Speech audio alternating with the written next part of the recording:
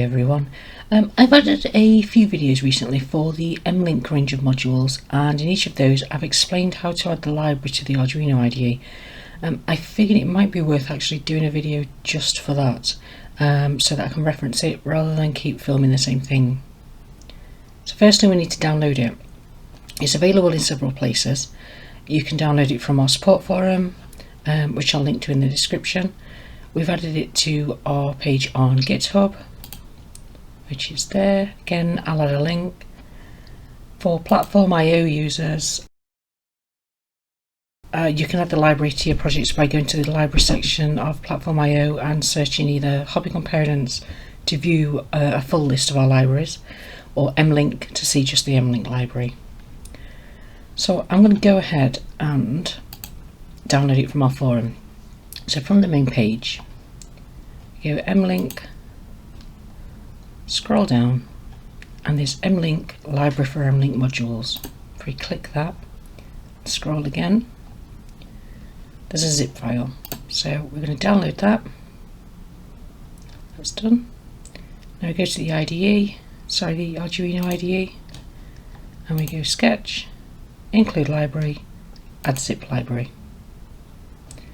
Now let's go to where we saved it, double click, and it's as simple as that. The library is now installed.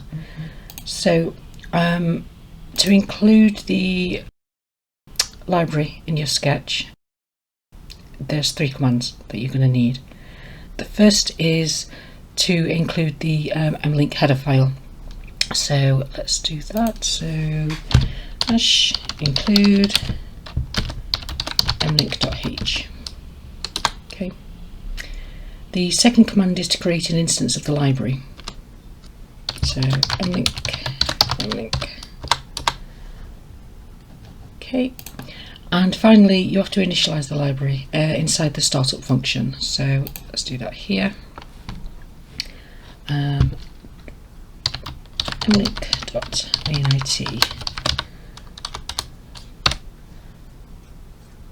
That's it.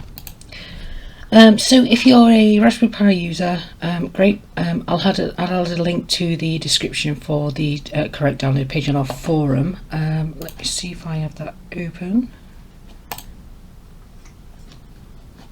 I don't, but so we're going to go mLink again. If we scroll a little, mLink Python module for Raspberry Pi. Now again, you can download it from this page. However, the easiest way, if you've got pip installed, is to use the command in your terminal window, pip install hg-mlink. Also, if you're at the forum, have a quick look at all the module functions. There's a long list of functions for all the different modules, and at the top you'll have seen there's a list of generic functions too. So I hope this proved useful to someone, and I'll see you on the next one. Bye.